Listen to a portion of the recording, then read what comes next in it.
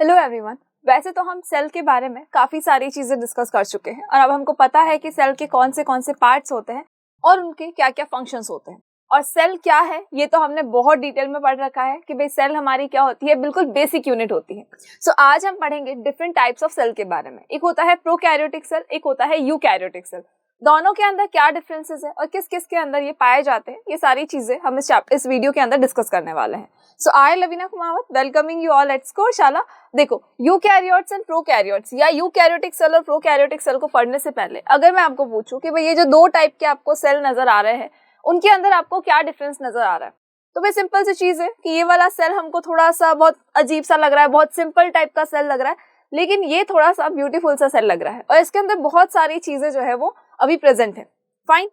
सो अगर इस सेल की हम बात करें तो ये सेल बहुत ही पुराने जमाने का सेल है। पुराने जमाने का क्या मतलब हुआ? तो पुराने जमाने का मतलब ये हुआ कि अगर हम थोड़ा सा प्रिमिटिव टाइप में जाए, प्रिमिटिव टाइम के अंदर अगर हम जाएं या प्रीवियस टाइम में अगर हम जाएंगे, एंशिएंट टाइम के अंदर अगर हम ट्रैवल करने की कोशिश करें, तो हमको ये समझ में आया कि भाई जब ओरिजिन ऑफ लाइफ हुआ था, जब लाइफ का ओरिजिन हुआ था, मतलब कि अगर हम अर्थ की बात करें, जब अर्थ बनी थी, अब अर्थ बनी थी तो उस टाइम पे क्या थी? जस्ट वो एक आग का गोला थी।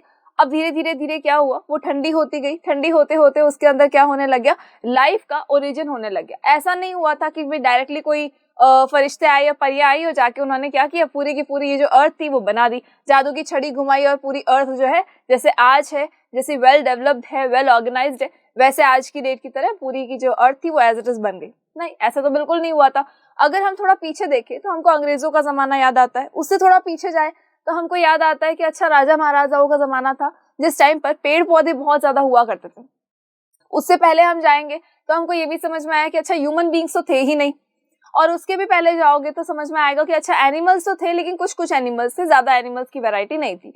देन उससे भी पहले चले जाओ, थोड़ा और एंशिएंट टाइम पे जाओ। भाई डोरेमोन किस लिए है हमारे पास? वो इसीलिए तो है ताकि वो हमको टाइम मशीन में बैठा के थोड़ा पीछे ले जा सके। अब कितना पीछे जाना है? तो हमें वहां जाना है जहां पर लाइफ जो है वो जस्ट स्टार्ट हुई थी, लाइफ का ओरिजिन स्टार्ट हुआ था। अभी तक प्रॉपरली लाइफ जो है वहां पर आई नहीं थी, एग्जिस्ट नहीं कर रही थी अर्थ के ऊपर।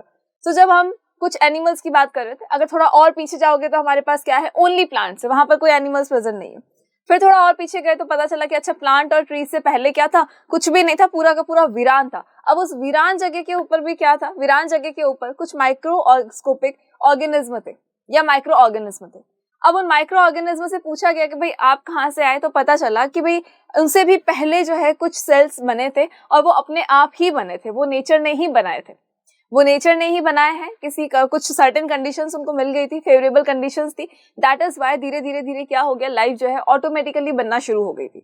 भाई जब अर्थ ठंडी हुई तो ठंडी होते होते क्या होगा, कुछ ना कुछ कुछ केमिकल रिएक्शंस होगी, कहीं हवा के अंदर कोई पार्टिकल है, कहीं पानी के अंदर कोई पार्टिकल है, जो सब लोग मिलेंगे, सब साथ के अंदर मिलेंगे तो क्या होगा, इनके कंपोजिशन से एक लाइफ का ओरिजिन हुआ, यानी कि एक ऐसा सेल बना जिसके अंदर लाइफ प्रेजेंट थी। अब वो जो सेल है धीरे धीरे धीरे क्या हुआ, और उसके अंदर डेवलपमेंट होता गया, और उस डेवलपमेंट के साथ साथ में उसने अपनी ग्रोथ भी की, और उसके बाद धीरे धीरे जो है वो अर्थ में इतना डेवलपमेंट हो गया कि आज की डेट में आज हम प्रेजेंट है और बहुत सारे एनिमल्स प्रेजेंट है, बहुत सारी वेराइटी ऑफ प्लांट्स प्रेजेंट है हमारे यहाँ पर। फाइन। तो जब हम बात करते हैं उस पर्टिकुलर ऑर्गेनिज्म की जो जस्ट स्टार्टिंग में बना ही था, बाद में उसका डेवलपमेंट हुआ, बाद में उसके अंदर मॉडिफिकेशंस हुए, तो जो स्टार्टिंग में बना होगा, सिंपल सी चीज है कि उसके अंदर ये सारी चीजें तो बिल्कुल भी प्रेजेंट नहीं होगी।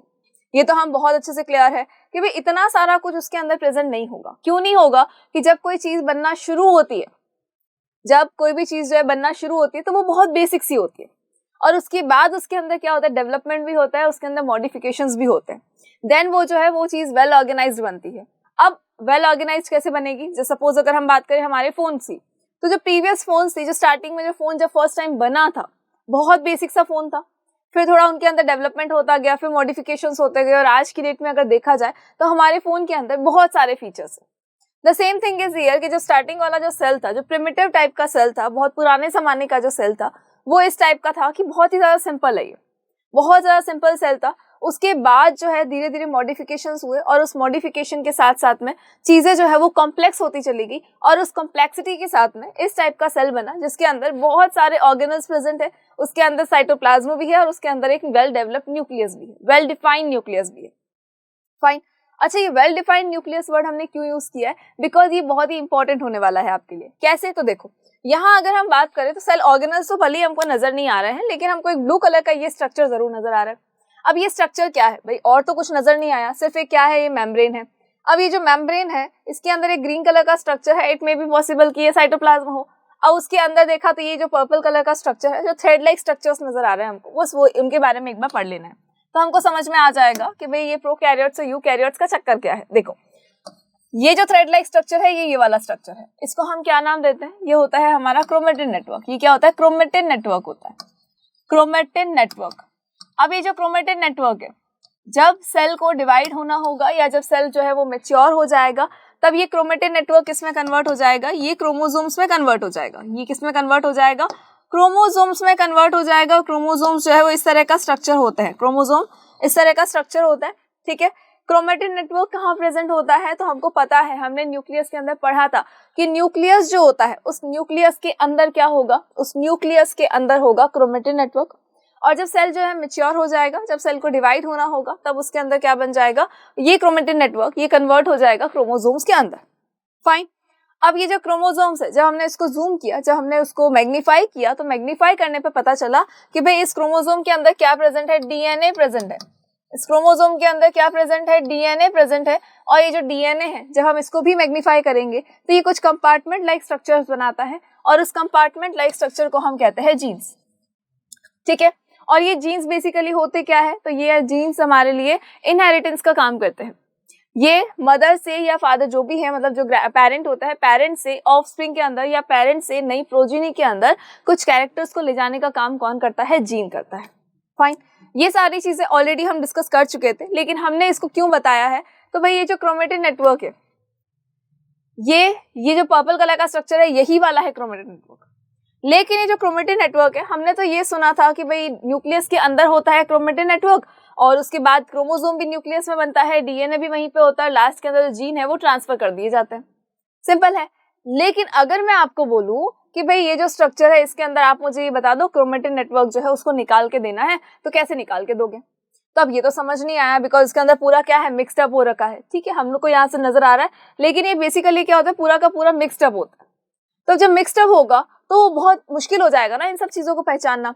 और अगर वहीं हम यहाँ पर एक बार अगर बात करें इस क्रोमेटिन नेटवर्क की, तो यहाँ हमको लगेगा कि भाई ये वाला क्या है? हमारा न्यूक्लियस है। ये क्या है? न्यूक्लियस है।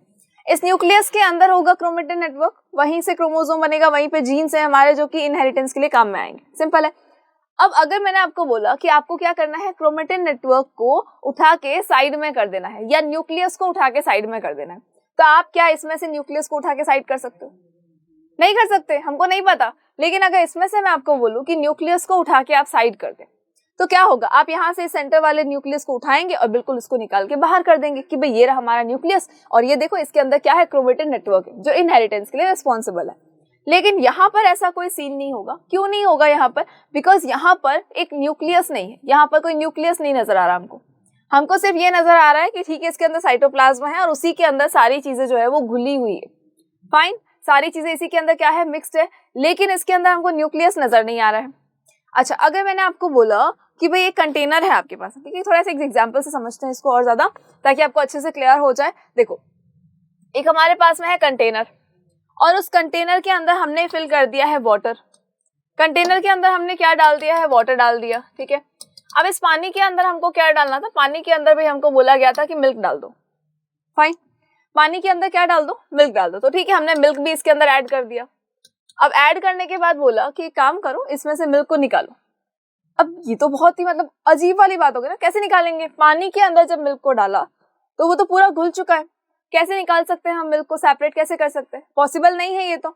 लेकिन वही हमने कहा कि भाई एक कंटेनर है आपके पास में, उस कंटेनर के अंदर भले ही आपके पास पानी है, लेकिन आपने क्या किया है? आपने एक काम किया कि भाई एक पॉलिथीन लाइक स्ट्रक्चर लिया, लाइक पॉलिथीन ही ली, और उसके अंदर मिल्क डाला और उसको पैक किया, और पैक करने के बाद यहाँ उसको रख दिया। अब इसके अंदर यहाँ पे कौन है? पॉलिथीन है, किसकी? मिल्क की। यानी अब मिल्क किसके अंदर है? मिल्क जो है वो एक कवरिंग के अंदर है। मिल्क किसके अंदर है? एक कवरिंग के अंदर है। और वो कवरिंग क्या करेगी? पानी और मिल्क को सेपरेट करने का काम करेगी। फाइन।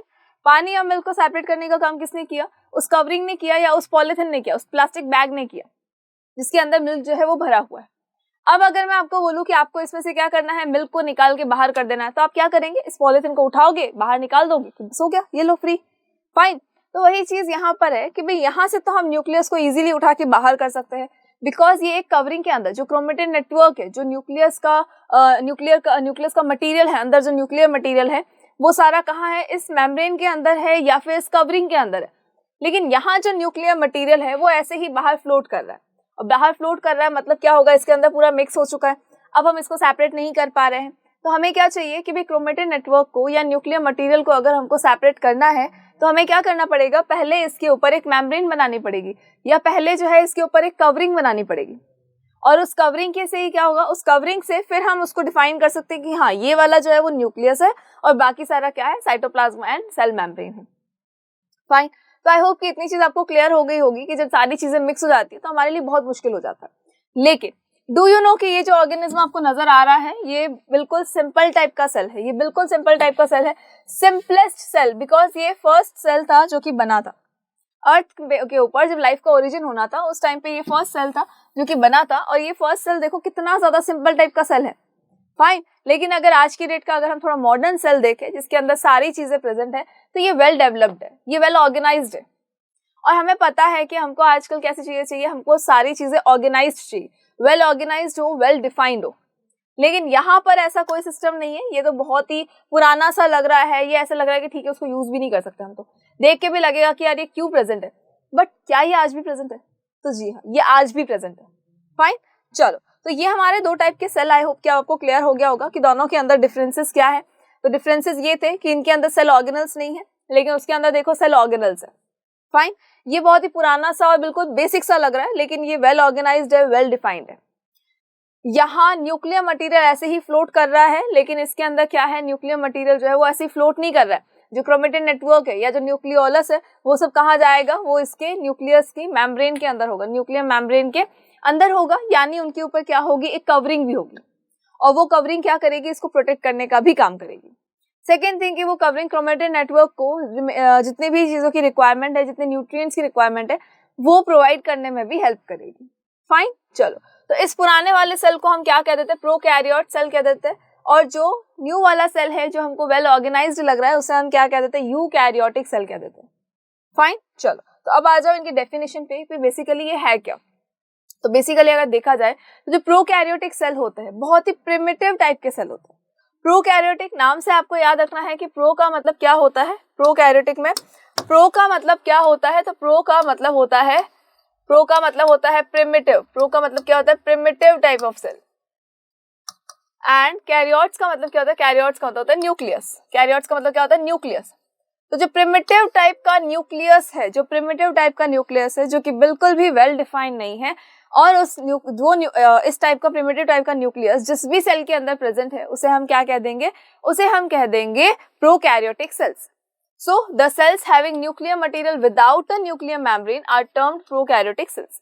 एक ऐसा सेल जो कि बिना न्यूक्लियर मेम्ब्रेन के है, मतलब न्यूक्लियर मटेरियल तो उसके अंदर प्रेजेंट है सेल के अंदर, बिकॉज न्यूक्लियर मटेरियल नहीं होगा तो नेक्स्ट जनरेशन के अंदर क्या जाएगा, नेक्स्ट जनरेशन के अंदर जो मदर के या फादर के कैरेक्टरिस्टिक जानने हैं वो कहाँ से जाएंगे।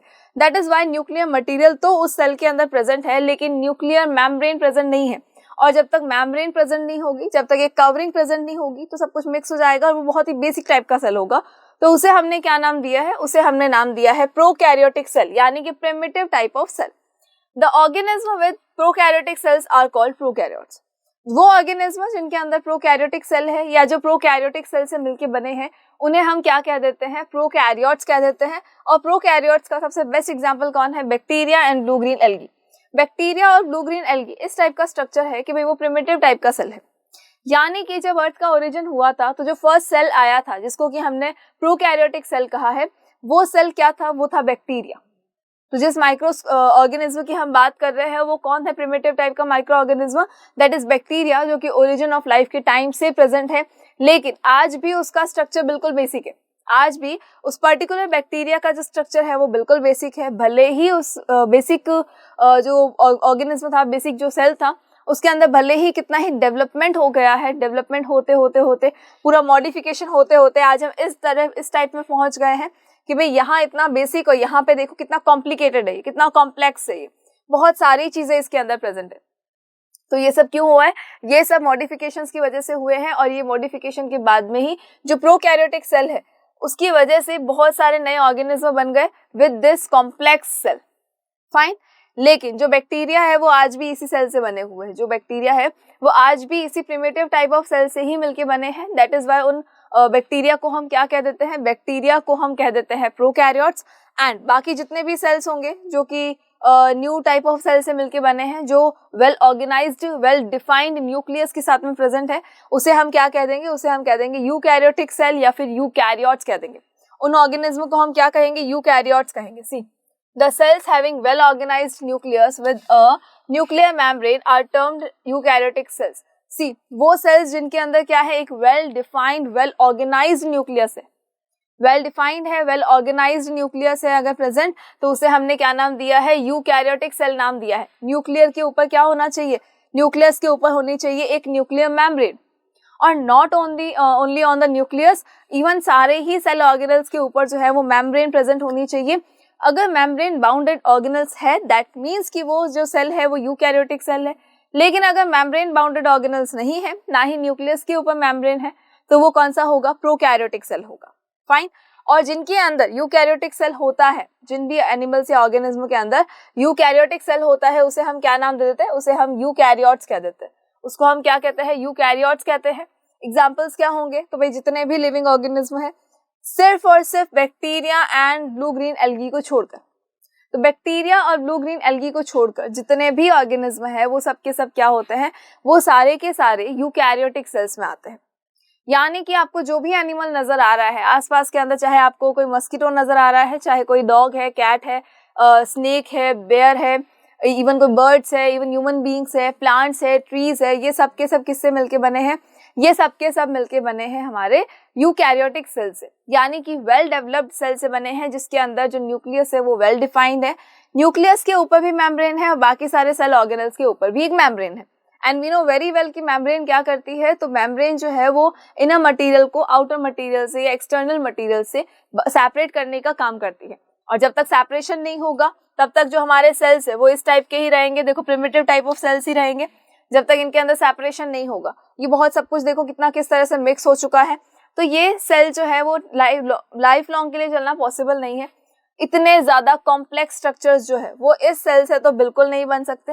दैट इज वाई धीरे धीरे जब मॉडिफिकेशंस हुए तो सबसे पहले तो जरूरत लगी न्यूक्लियस के ऊपर मेम्ब्रेन की, कि भाई न्यूक्लियर मटेरियल तो प्रेजेंट है लेकिन वो एक बाउंडेड नहीं है, पूरे में फ्लोट कर रहा है। तो हमको ये चाहिए था कि पूरे में वो फ्लोट नहीं करे। तो फ्लोट नहीं करेगा तो क्या होगा? उसके ऊपर एक कवरिंग बना दी गई है, और वो कवरिंग क्या कहलाती है? न्यूक्लियर मेम्ब्रेन कहलाती है। बाकी सारे ऑर्गेनल्स के ऊपर जो कवरिंग होगी that is membrane of the organelle.